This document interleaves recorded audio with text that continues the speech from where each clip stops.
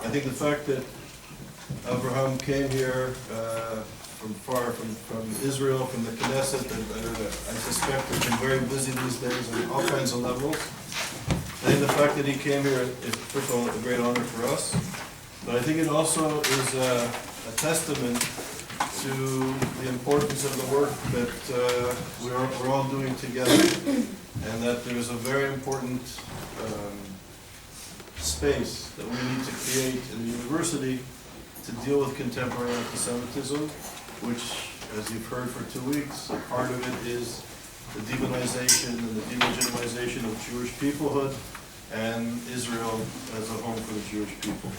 So we're especially honored that Avraham is here. He, as you can see from the bio, he was born in Ethiopia. He was a shepherd in Ethiopia as a young man. He went to Israel in 1985. He has a BA and a master's in social work from the Hebrew University of Jerusalem, and an MA in entrepreneurship and innovation from Swinburne University of Technology in Melbourne, Australia. And he has an LLB from Sha'iriya, Isbat Academic Center in Israel. And he also has a PhD in education from Sussex University here in the United Kingdom.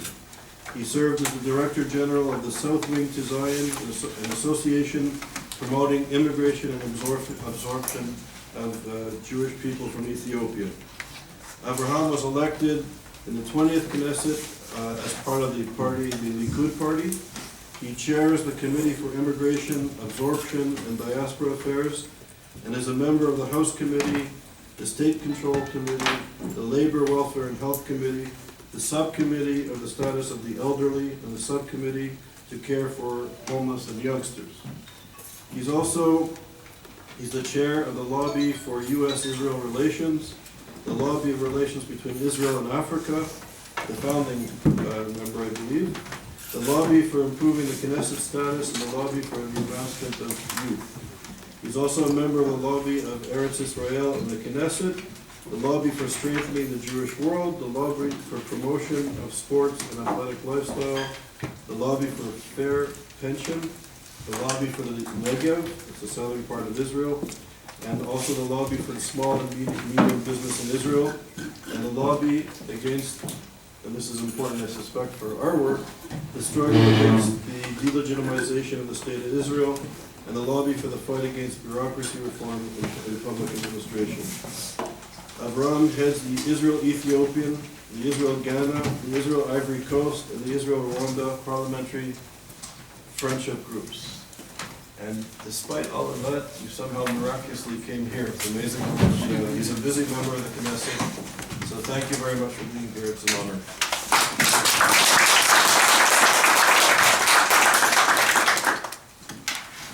I'm going to interrupt for a moment before I introduce you.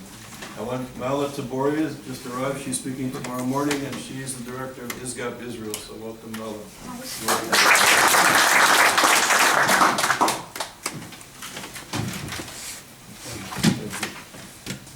Well, thank you, Dr. Charles Asher Small, Director of the Institute for the Study of Global Antisemitism and Policy, for this kind invitation to be part of this very important gathering. I cannot thank you enough for all your efforts in teaching the truth about Israel. I want to thank all of you, professors, teachers, and academics, for devoting your time and energy to studying this topic in depth. You are standing in front of thousands of students, and I have an incredible opportunity to impact the impressions of so many young people when it comes to Israel and the Jewish people. Thank you for your commitment in spreading the truth.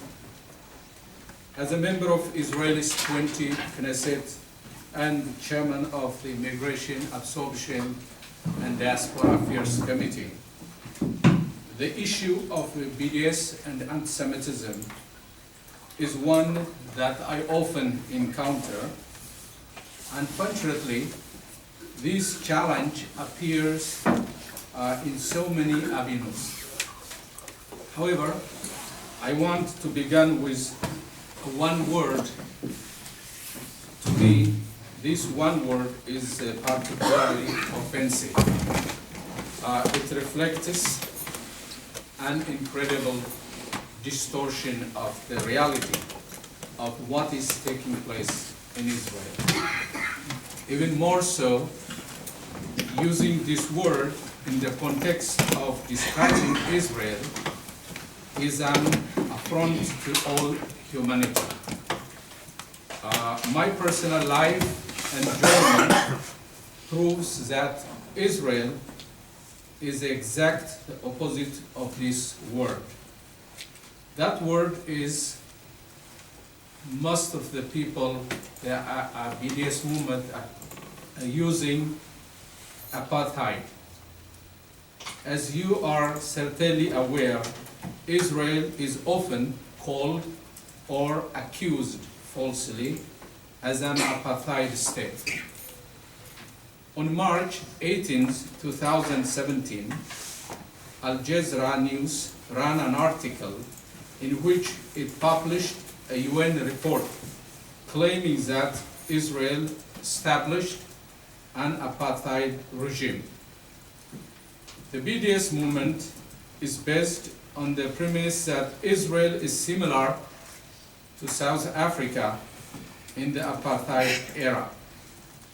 The use of the word apartheid in regards to Israel is also insulting to South African history and the justified struggle of South Africans against a true apartheid regime.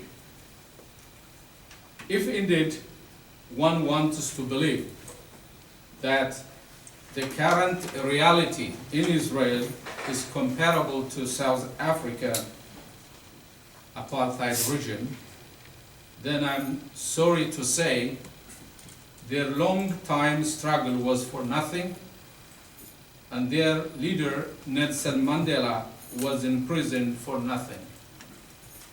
First and foremost, I will fight against the label apartheid as an Israeli and a member of Israel's Knesset, but I also stand here for the sake of the heritage of those who fought against the true South African apartheid.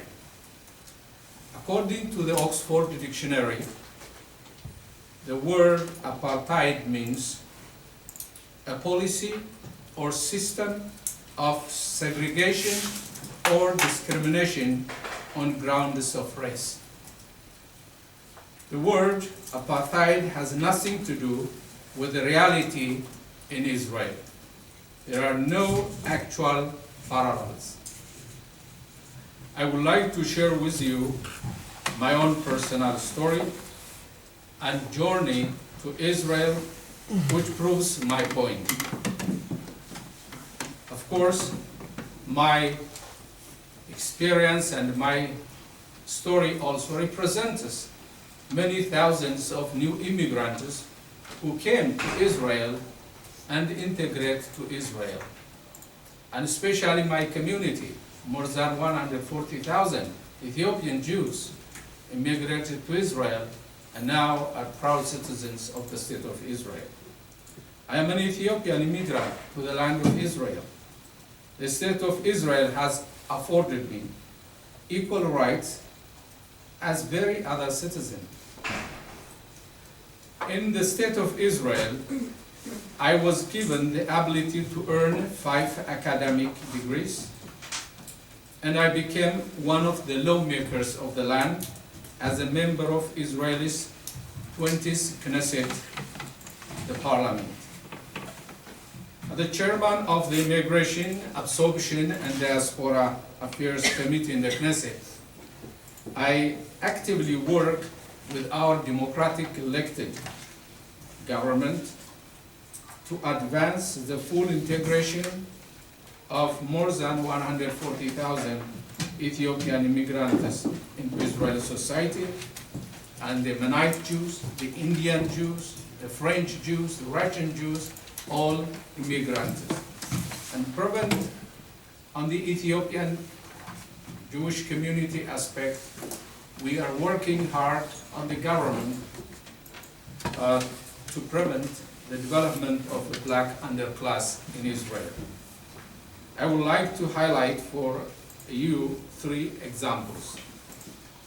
One, the government on the Ethiopian, we're talking about the Ethiopian Jewish community in Israel.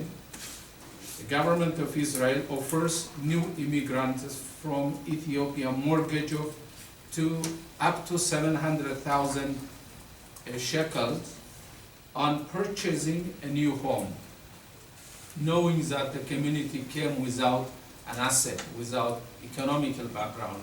So the government has a special program on providing for each family a special mortgage which will enable them to buy apartments and live among the other citizens of Israel. And the second point is on the employment situation. Today we have more than 3,000 academic graduated students from the community, and the government set up a program of integrating every year more than 80 academics into government offices, and which we are doing successfully on this every year. And of course also special vocational training in order to integrate them to the work market.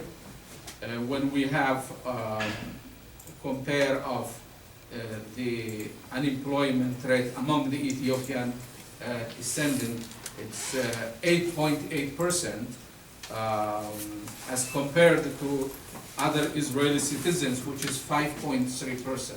So we are working, and the existing government set up a 4-year program in order to bridge that gap, which is allocated 55 million shekel on training 3,600 Israeli Ethiopians into the work market.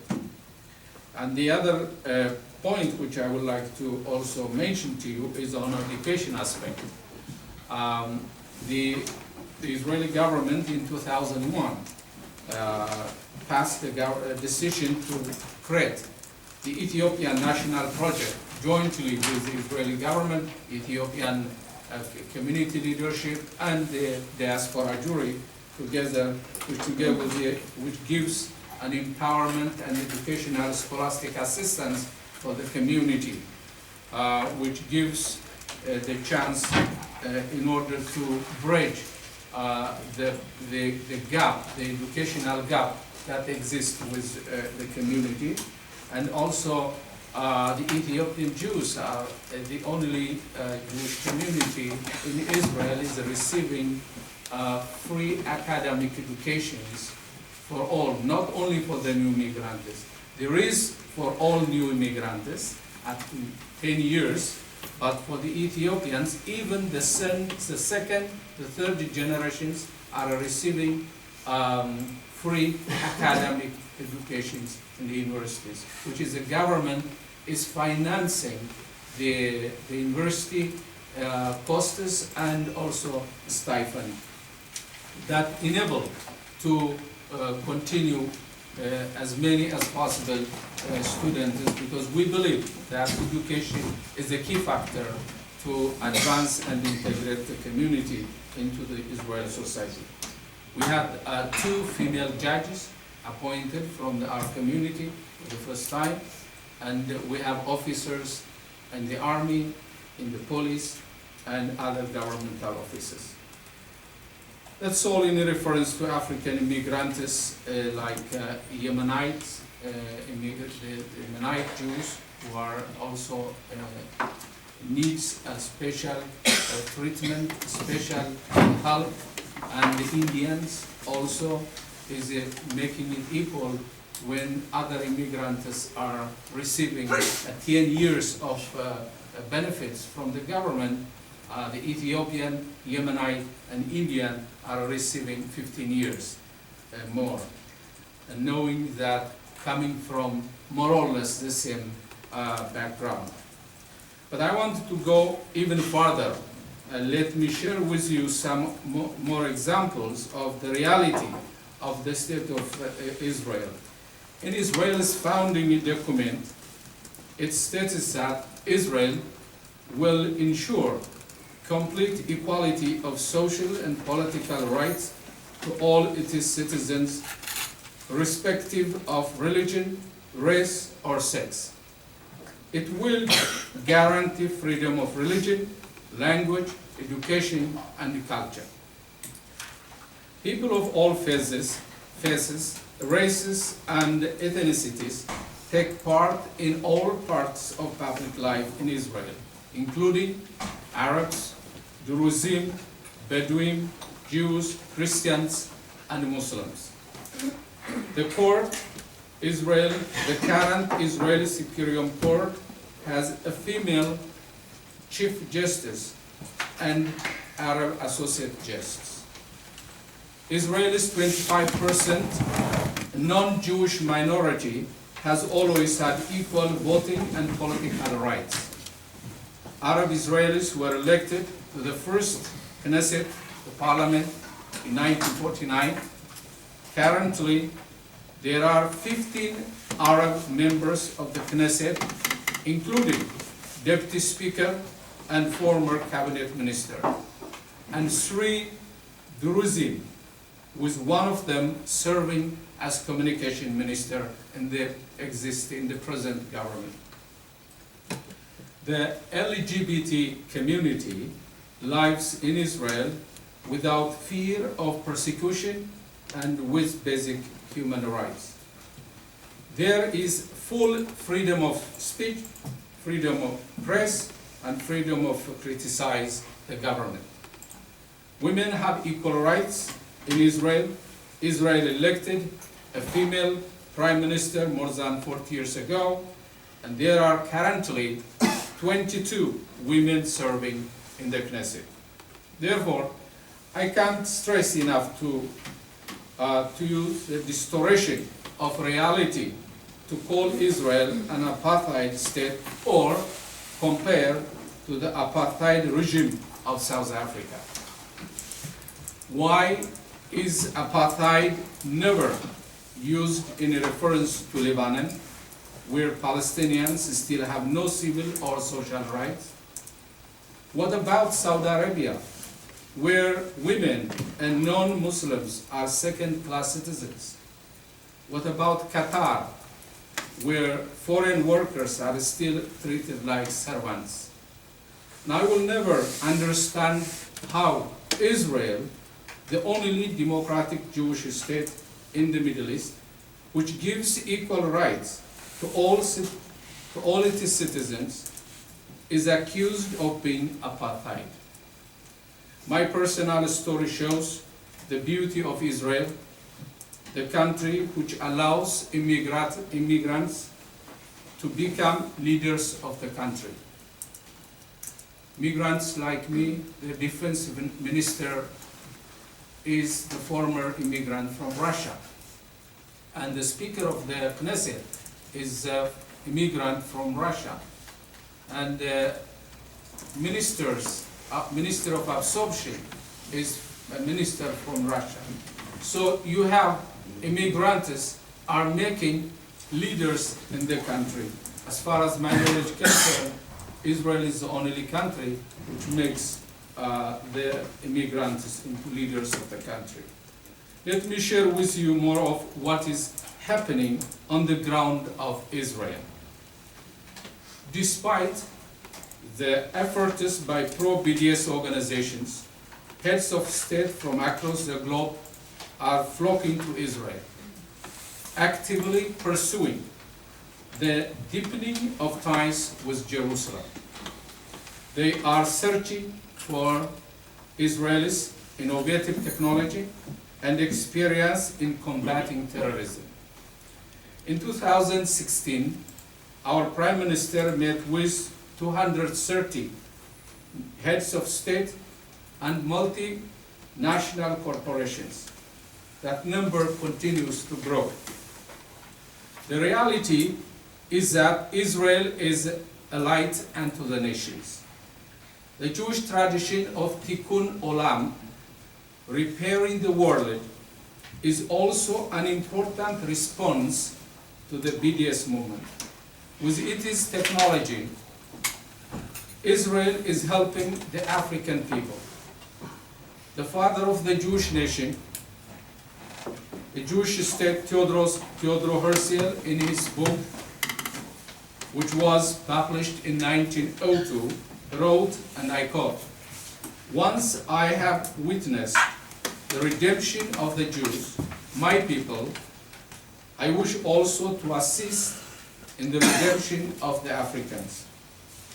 What was once Herzl's dream is today a reality."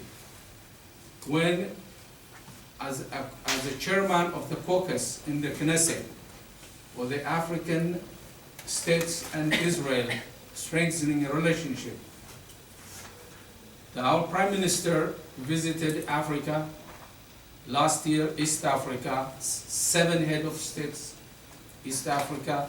I was with him. And 2 months ago, we were in West Africa together also, in Liberia, meeting 15 West Africa leaders. And half a year ago, 17 African leaders at the UN. And we're going to have a summit, economic summit in Togo in October. Africa, Israel is going to Africa in a big way, as the Prime Minister said, and Africa is coming to Israel because we believe that we have a mutual interest in helping and using Israeli technology in helping in agriculture, water, and other fields. For example, Mashav, Israel's Agency for International Development Cooperation, concentrate on skills development and knowledge sharing programs, including government-to-government cooperation with African countries. Israel sends young volunteers to do grassroots community work in many African countries.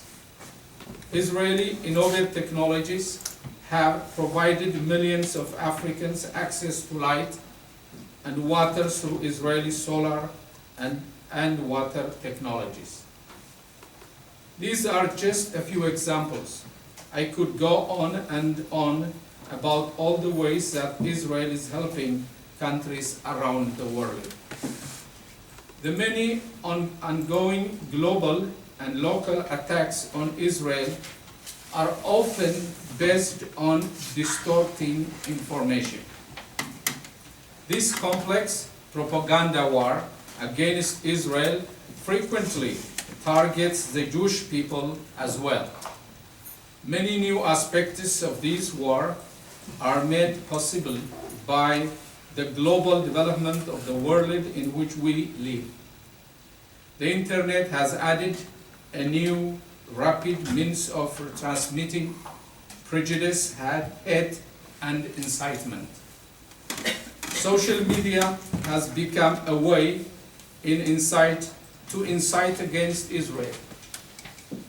Unfortunately, today, there are a number of Western institutions and politicians, many media outlets, a variety of academics, some church leaders, Muslim groups, and even the United Nations and associated organizations who are pro-BDS because of this new system of propaganda warfare.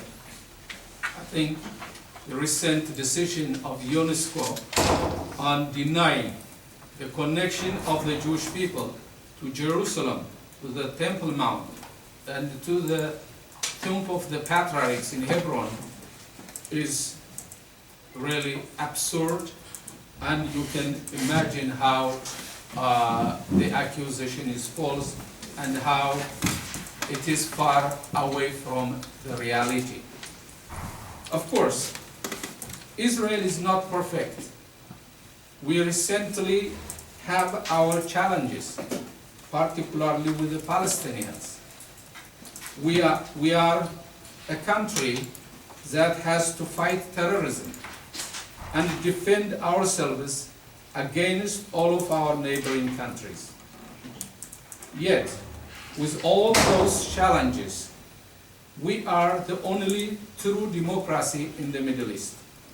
As more countries face similar threats and challenges as Israel does, they are beginning to see the world from Israel's perspective.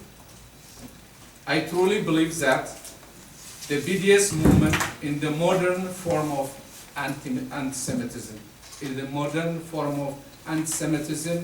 of course, we remember that the Nazi propaganda against the Jewish people in Europe before the Holocaust. It consisted of delegitimization and boycott of the Jewish stores. That continues today when BDS singles out Israel, the only Jewish state.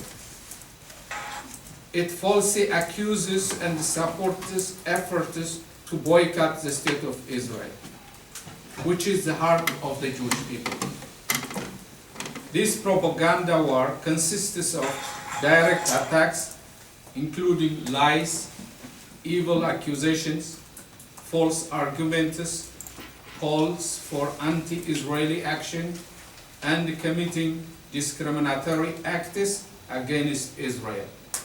Therefore, BDS is real and it needs to be fought.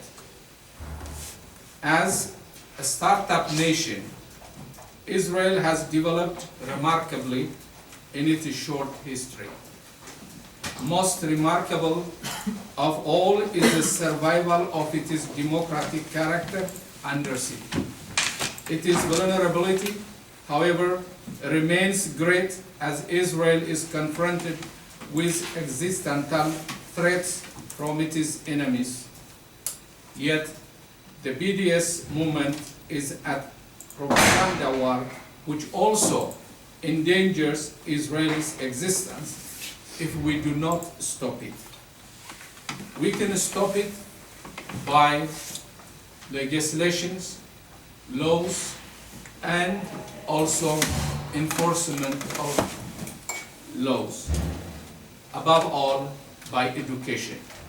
Designing every country, if designs its education system from elementary to the highest academic education of loving and respecting all mankind is a very important tool that we can fight these kind of evil actions. And so I ask for your help. Please help us spread the truth about Israel. Please stand up to the lies and falsehoods that are out there. I am sure that together we will prevail and that Israel will continue to be the light unto all the nations. Thank you for listening to me.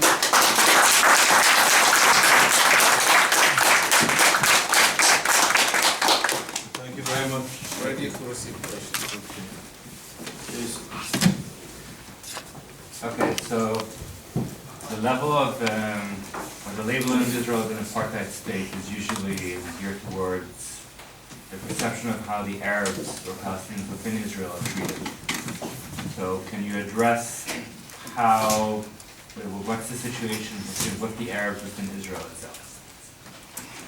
Yes, as I said, the challenge we have, the Palestinian situation, is a question of mostly the security situation. Israel is always has to defend its citizens, including the Palestinians. So Israel fights the terrorists, whether it comes inside, whether it comes in the neighboring countries. Therefore, in this case, we have a challenge. In order to keep the security, we have to act as we are acting. At the same time, as I mentioned, the Palestinians have the equal rights.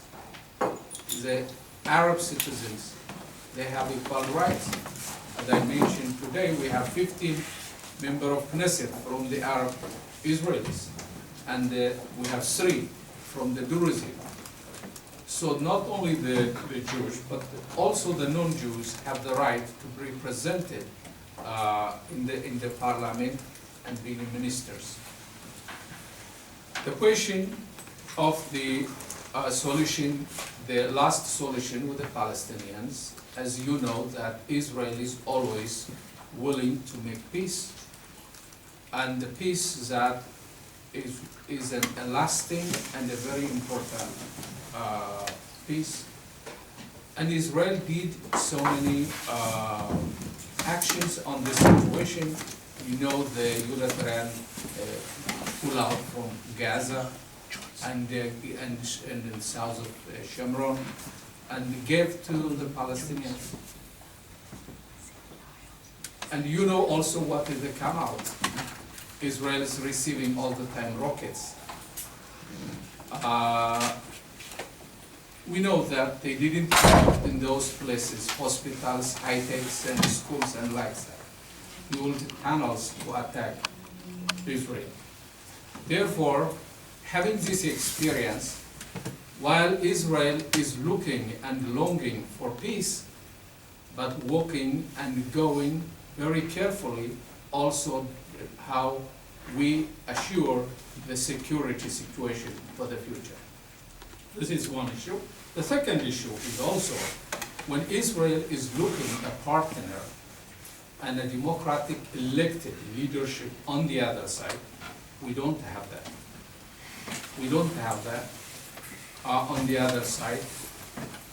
We cannot sit and make peace with Hamas. You cannot sit with making peace with Fatah or Abu Mazen because they are not jointly one united leadership. So Israel wants to make peace, but there are difficult situations. This is a reality. But at the same time, as I said, is that comparing when the Middle East is burning in Syria, in Iraq, in all areas, and Israel is an island inside these area of keeping its democratic and human rights.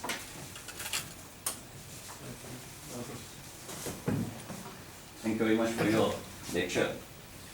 I completely agree with you that BDS movement and false propaganda against Israel needs to be combated, not only for the sake of Jews, but for the peace in the entire world. In a survey that was conducted in the year 2009 in the UK, it was found that 166 full-time Muslim schools in the UK that follow the curricula prescribed by institutions of Islamic learning in India teach hatred for Jews. India is home to the world's second largest Muslim population. That's a reality that often gets ignored. Arabs are only 18% of the world's Muslim population. 33% of the world's Muslims live in South Asia, in countries of India, Pakistan, and Bangladesh. There are people, I'm not the only one, there are a few others who are committed to raising awareness of the Jews, the reality of Israel, that it's not an apartheid state and there is a lot of false propaganda against it. So would the state of Israel be willing to help people like me, like my colleague, Dr. Rohit Das Gupta, by funding the establishment of chairs of Jewish studies at central universities in India? Yes, Israel has a special ministry on dealing the diaspora affairs issue, which means that Israel is interested on empowering and giving education for diaspora during. 2 days ago, I had in my committee invited the Ministry of for Diaspora Affairs, which is also the Ministry of Education. And I asked him to present for the committee in the Knesset for his office's activities and the budget, and he presented to us. Mostly, I have to tell you, the reality that has been presented to us is Europe and America, North America. I agree with you, India was not in the list. So, I assure you that I will go. I don't know if I succeed. So, but one thing I can assure you, that I will speak with the minister that India and other countries has to be also in their offices activity, and budget has to be located in order to strengthening the Jewish and Israel education in the diaspora. So I agree with you. We have to do it, and this is one of the way that we have to also fight the BDS. Larry? So thank you again for your wonderful lecture, and thank you for traveling to come to speak with us. It's an honor. It's an honor to sit at the table. Is there any information about how this BDS movement seemed to become so powerful in such a quick time? Is there information about how this has been funded throughout the world, as to what the funding is for this? Not only within the Middle East world, but outside. So you're trying to combat this, but what is it you're combating? In other words, who has been putting money and funding and making this so popular? Yes, these organizations are really funded mostly in Europe. There are organizations, non-governmental organizations, governmental organizations are funding these organizations. Also in North America. So there are, and we have all the details from the NHO monitor that we are receiving, which I can really also provided some of the information. I think you can also dealing with that.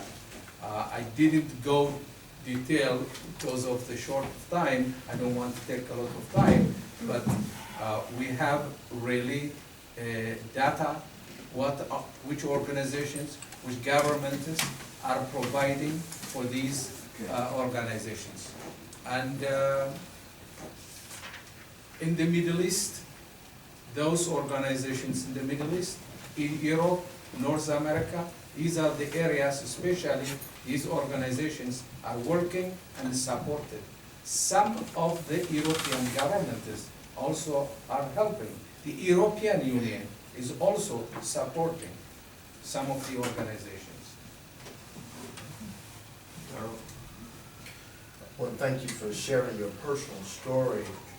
It inspires me. But throughout this week, we have been receiving information from many countries on how the democratic values are not reaching the full population. I was intrigued to hear how you have been able to integrate quickly within the Israel community. And I wonder, sometimes we highlight the best, and we don't often share. Are there any backlashes taking place on the ground from the indigenous persons who've been there, and how you've been receiving special treatment along the way to allow you to rise? Do you think there's something special about that's taking place in Israel that is not taking place around the world for those who are immigrating to new countries? Well, of course, there is a uniqueness on the Israeli society and the Israeli government. The Israeli government is as a home for all Jews returning back from the four corners of the earth. The Israeli government has a special ministry on dealing and supporting the Jewish immigrants who are arriving into the country or returning. So, unlike other countries, we don't have immigration law in Israel. We have the law of return. So we call it the law of return, which is those who are Jews are returning to their home. Therefore, the government has established a special ministry, the Ministry of Migration and Absorption, is receiving to a new immigrants and supporting them financially, giving them the opportunity to go and study, and of course, receiving equal opportunity is not enough. That's not only enough, it's also, we must add also our personal interests and efforts. Therefore, when you see that, the country sees it as a vital, as important for the strengthening of Israeli society. So it puts a special effort and puts allocated special budgets in helping the new immigrants. Regarding the equality of the new immigrants, the citizens and the new immigrants, they have equal rights. But when you are a new immigrant, you have a special benefits for 10 years for immigrants come from like Europe, America, or the former Soviet Union. And those who come from, as I said, Ethiopia, India, and Yemen, and other African countries have 15 years because it gives more time so that they can go and study and receive their benefits. So there is a special treatment on the immigrants. And then have you received any backlash for that kind of treatment? No, because the society itself is an immigrant society. Well, America is too, but that doesn't mean that, there's not any backlash because of the special treatment. I can tell you my experience once when the government in the 1980s, the end of 1980s, when the government decided to give special mortgage, which is 85% of the mortgage is allowance for the Ethiopian families. There were people, the other immigrants went and applied to put petition to the High Court of Justice saying that this is discrimination. Why we are not receiving the same situation? But that has been stopped shortly, and today the Ethiopians are receiving the same mortgages and the other immigrants are receiving less. So in this you can see a discrimination for good. British Holocaust of discrimination. I heard it's good. I heard Yeah, you are right, because this kind of situation is taken not on the law, but it is a special government decision. Because if it is in the law, you cannot discriminate. But if you make it this and a special government decision, which is a one-time decision, for a specific point, it is possible. So you, First of all, thanks for your lectures. I would like to ask a question relating to your activities within the Knesset. Concerning the decline of Israeli state is accelerated in the international level. and we observed in the United Nations and the UNESCO the initiative against Israeli state. Sometimes this initiatives leads to the pattern of diplomatic relationships with European partners of Israel state. And I am against really to take these measures to cut diplomatic relationship with European partners between Israel. But what are your action plans for working interparliamentary or institutional level for fighting against delegitimizing Israel? Because Jewish people has right to exist and to defend of the self-determination, and how you are evaluating and what is your concrete action plan regarding this? Yeah, our activity is especially in my committee. We did invited ambassadors to my committee in the Knesset, and European, American ambassadors, Canadian, and we discussed with leaders of the communities also, and we discussed how we need to act on this situation. So I can tell you that there are also member of parliament from the British government also came to my committee, also participated in the meetings. So what I learned from all the parliament members I met is all want to really work on this situation and fight this BDS and antisemitism.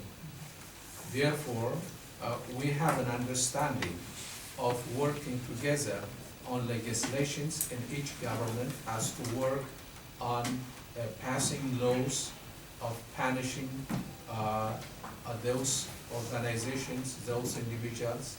So this is one way, and the other way is on education, that every government has to design its education system and educate them. So as far as my knowledge concerned and I understand, and I had a meeting with different politicians, they want to help, they want to work. And so we have an understanding of working together. So this is what I understand.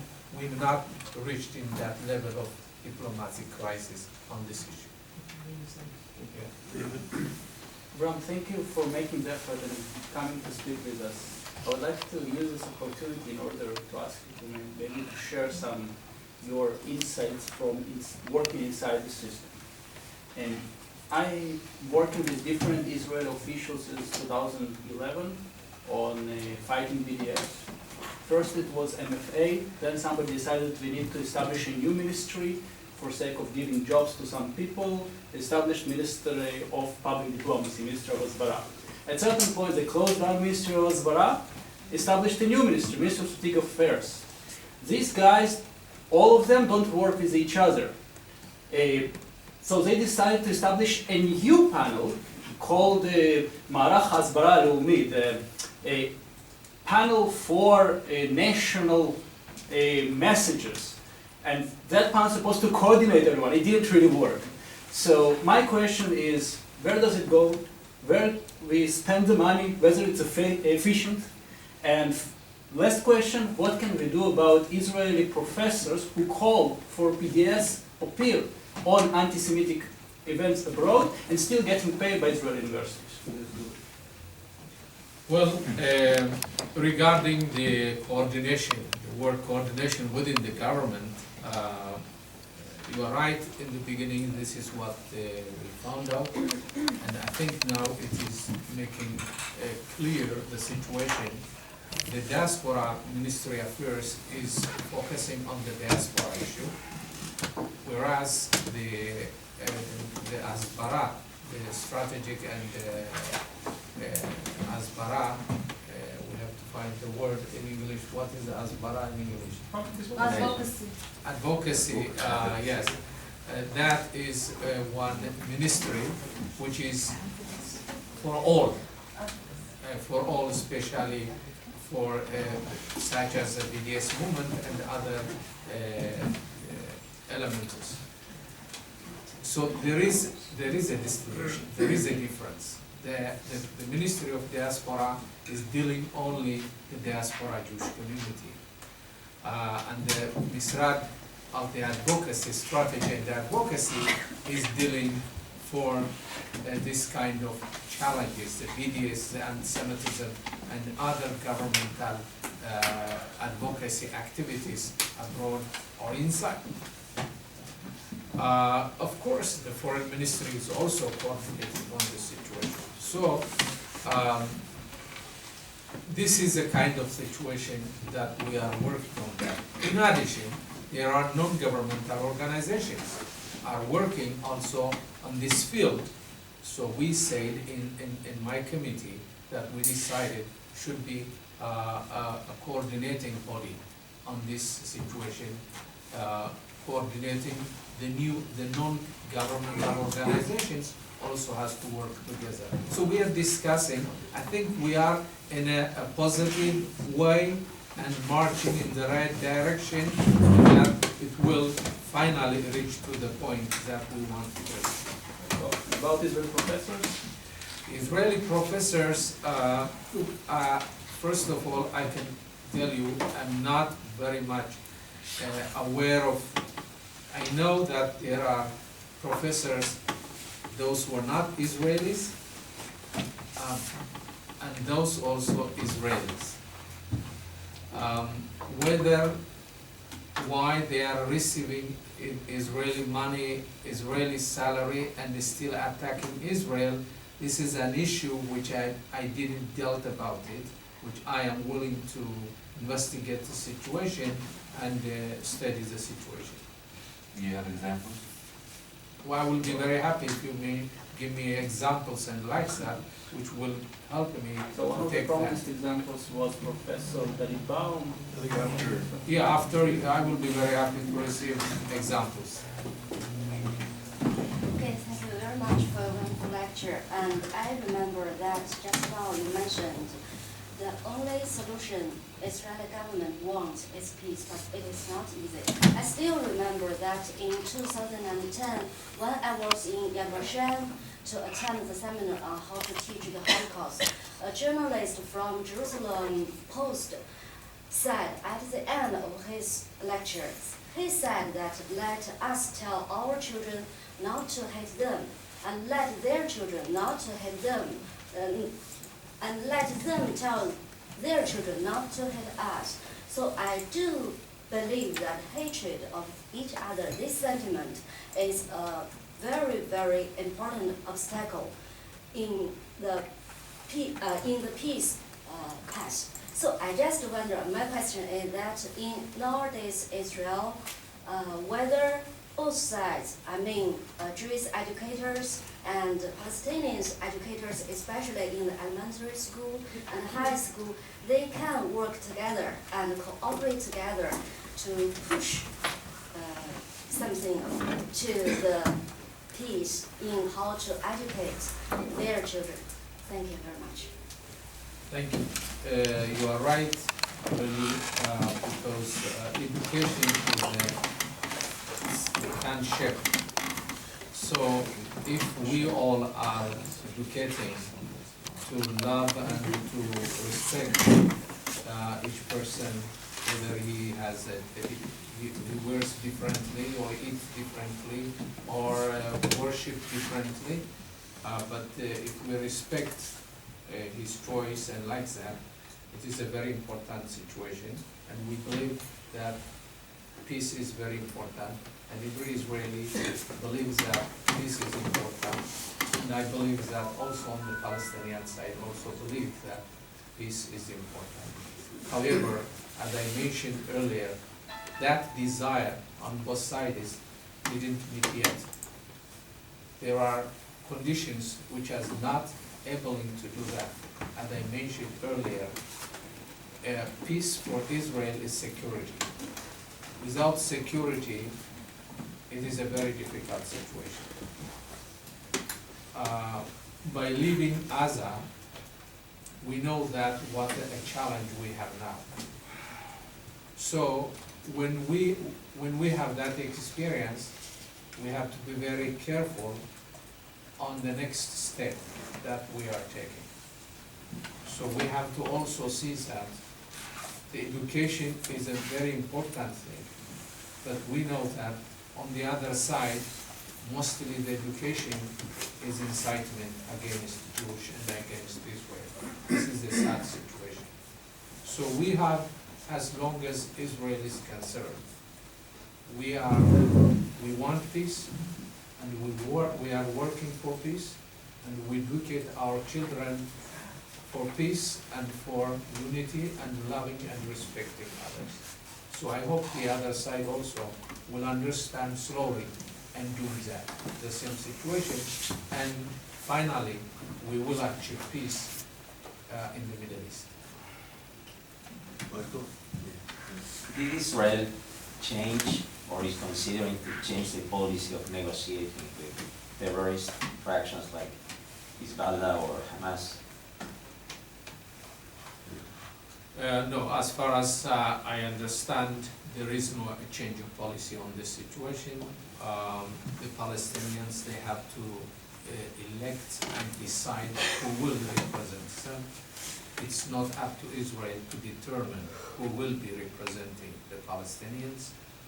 The Palestinians have their rights to determine who is their leader, who is representing them, and who is sitting around the table with Israel to make peace.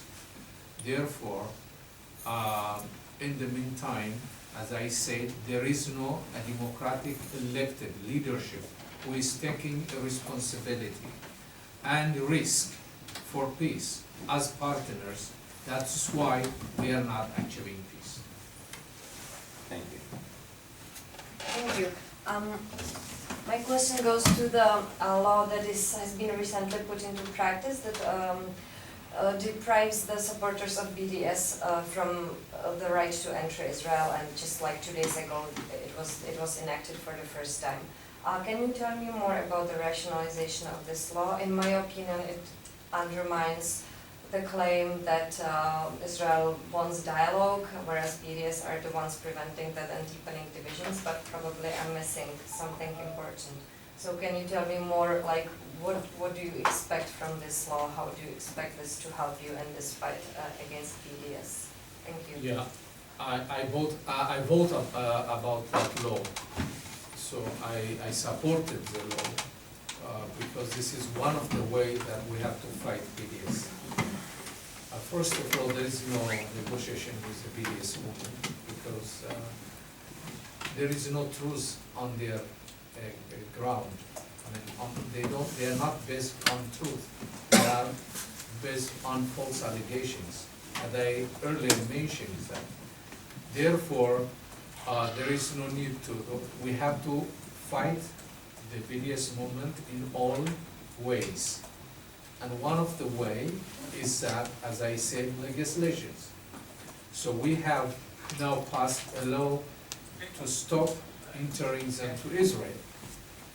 The other thing, I would prefer also other governments take that kind of actions.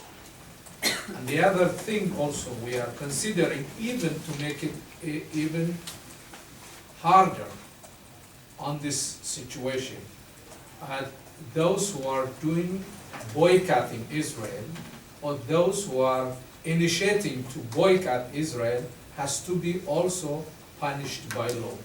They must have received and suffering the consequence of their work.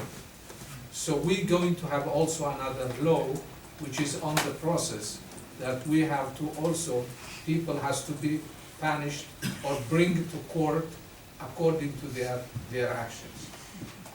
So I defend that law, I voted about it, this is the right thing to do it. It's not enough to ask you to help us and to educate the people. We have to also do as a government and to create law bills and enforce the law. So the main purpose of this law is deterrence? Well, first of all, they must they must have a result for their work. They have to know that they're going to be punished for that activity. This is the kind of thing. As far as Israel is concerned, we have the right to do it. The government, the state has a sovereign state. It has a right whom to receive, whom to reject to its border. Thank you. Thank you for being with us today.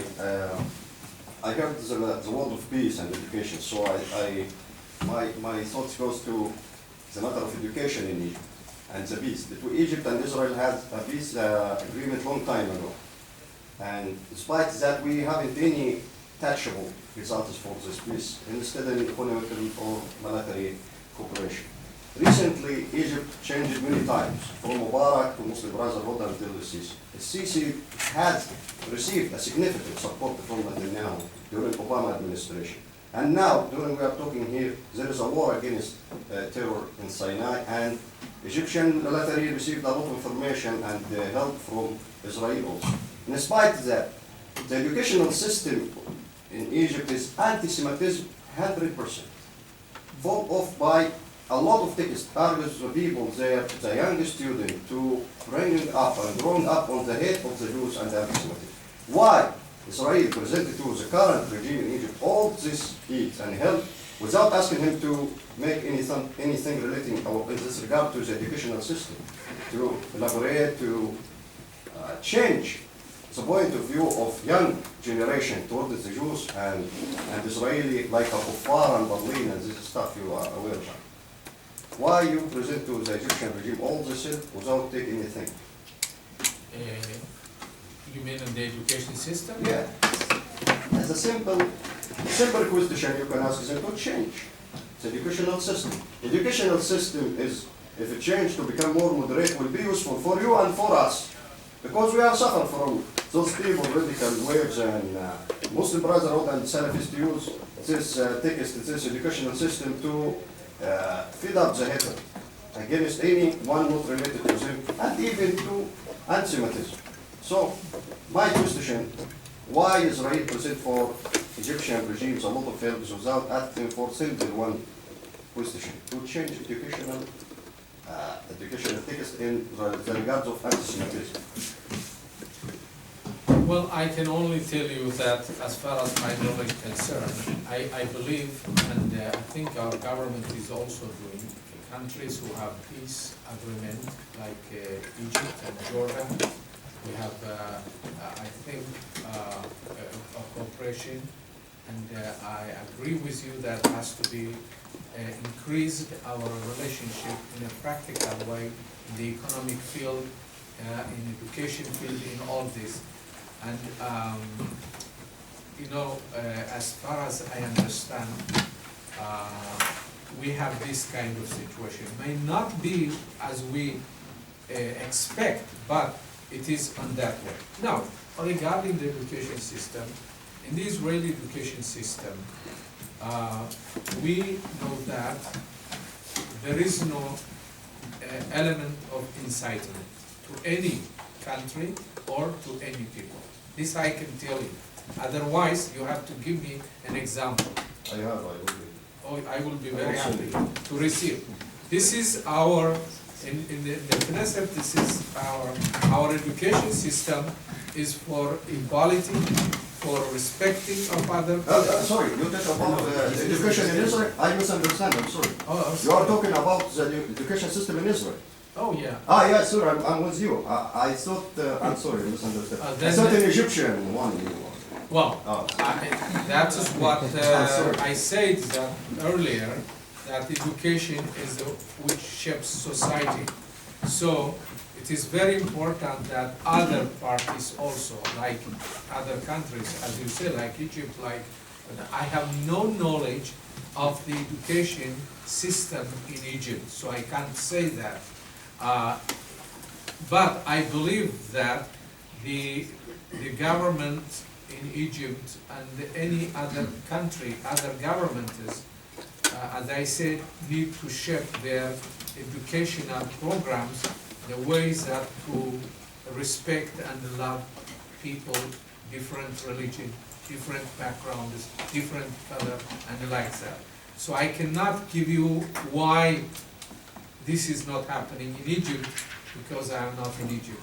Yeah, I'm now, in Israel. my question, why Israel? Not They asking. ask. Yeah, we have a peace agreement, you should to be committed with my peace agreement, you sign a peace agreement with me, but at the same time, educated the young generation to help me, how this matching together? Yeah, maybe this is can be done on the governmental level, which is maybe on the foreign minister level like that. But I have no knowledge about it, so I cannot comment on the situation further because I'm not having a knowledge enough for that issue. Thank you. Well, maybe you can speak, it's important. Yeah, Carl? but yeah. Thank you, thank you, sir, for joining us here. I guess I'd like to come at some of the questions, I enjoyed your talk very much. I'd like to come at the question maybe from a political science point of view, and maybe what folks in political science refer to as real politics, right, just boots on the ground where the power is. So, if we looked at just BDS, it seems to me, I'm trying to get at how one puts the boycott genie back in the bottle. That's where my question is really going. But I'm wondering about those three components, boycott, divestiture, and sanctions. In the press today, I think the U.S. is experiencing Putin's making very ominous threats about how painful the experience will be if the U.S. follows through with Donald Trump's signature to bring the sanctions bill to law. So their government is directly connected to that. That's government, right? So the sanctions piece, I can see that in terms of being connected to a government. But the divestiture, quasi-government, but sometimes people, but the boycott piece seemed very much like quote-unquote people power. So I'm wondering how one goes about putting that genie back in the bottle, and what is your view on that? Or is it simply that, from a real policy point of view, the Knesset's implementation of law and policies against those involved in BDS is more symbolic? And I think there's importance to symbolism. But I'm wondering, is it, from a real politics point of view, is it more symbolic? Or is it that you really believe that you'll be able to put that genie back in the bottle?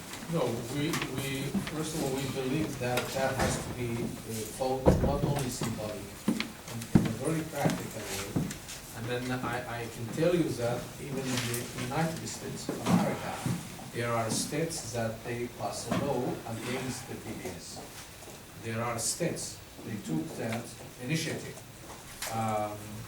And Israel is taking also initiative of law, as mentioned earlier, is punishing those people, and we expect also other countries follow on this situation.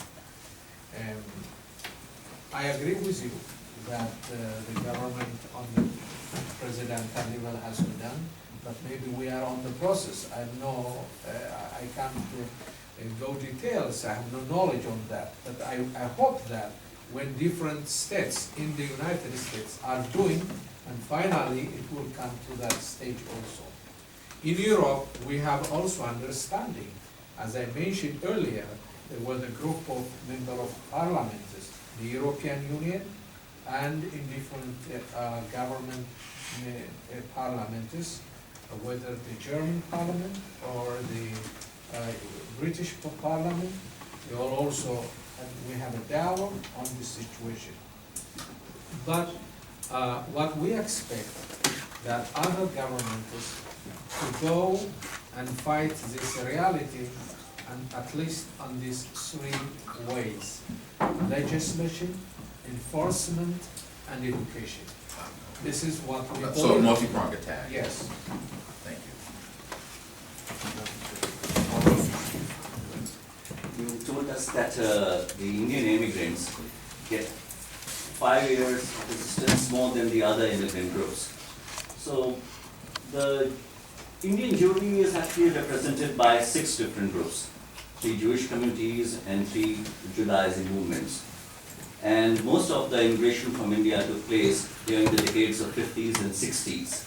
The recent immigration has been primarily of the members of the Bnei Menashe movement, who are people from the tribes settled on the Indo-Burmese border. And even in India, they receive special privileges. There is an affirmative action to uplift their status. So, is this, are the recipients of this state assistance in Israel primarily the Bnei Menashe, or has this policy been universally applied for all Jewish immigrants from India?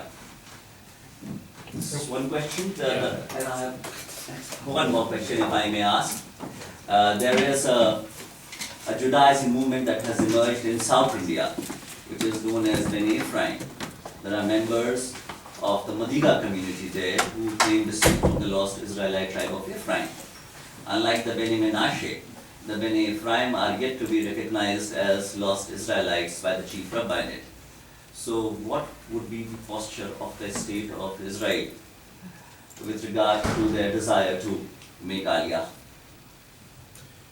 Yeah, first of all, regarding the benefits for 15 years, India still there is new immigrants arriving, not only Bnei Menashe. I see. 2 months ago, I did a meeting, discussion, only on the Indian Jewish immigrants.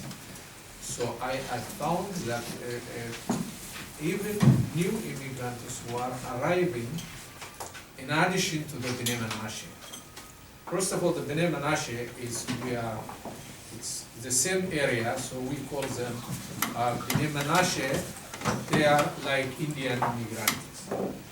So those new arrivals they are receiving. The other thing also, there is a request by the community that is, they asked me to advance those who immigrated in the 1990s. They wanted to receive and be included in that 15 years benefits. Especially, that's very important for the housing and for academic benefits. So this is for the 19, which is now they are more than 15 years.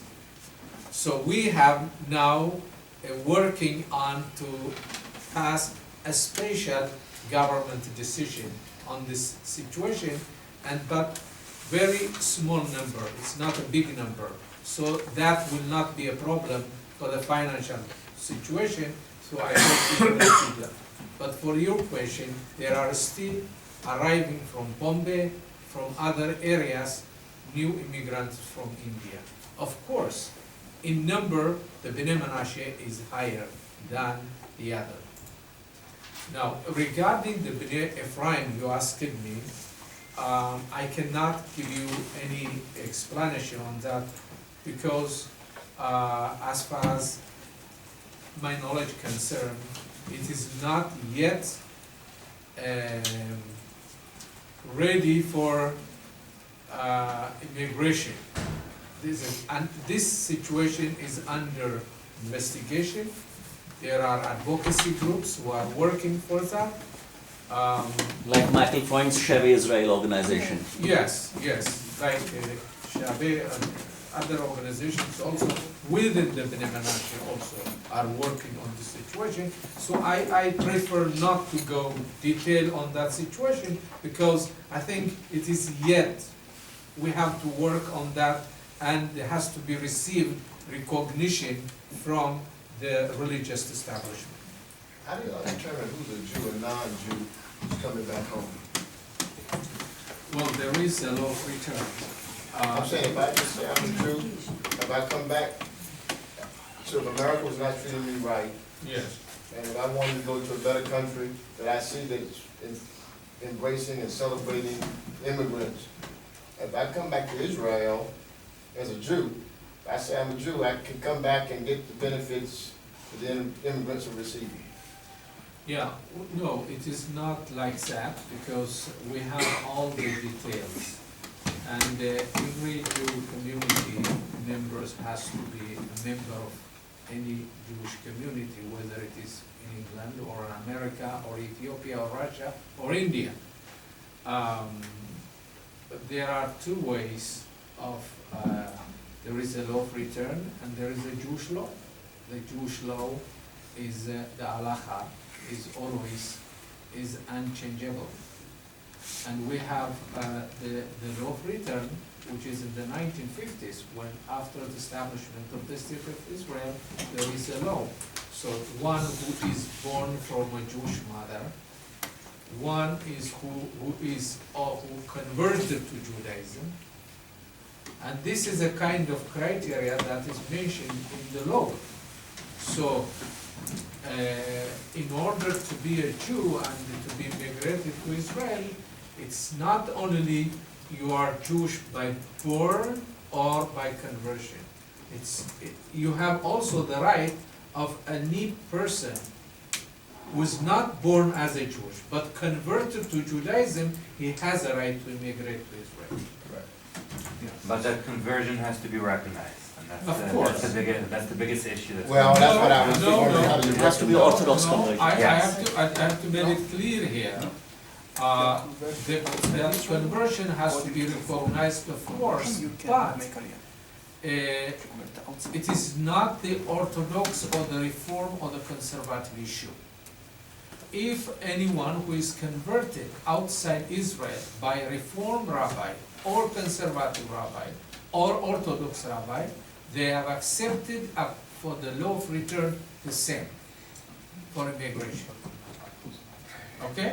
This is the law, which is, it's also the rule of the Superior Court, which is clarified in making if a Jewish community, a Reformed Jewish community, one who is a member of the Reformed Jewish community and converted by the Reformed rabbis, all conservative rabbis, they have to immigrate to Israel according to the law of return.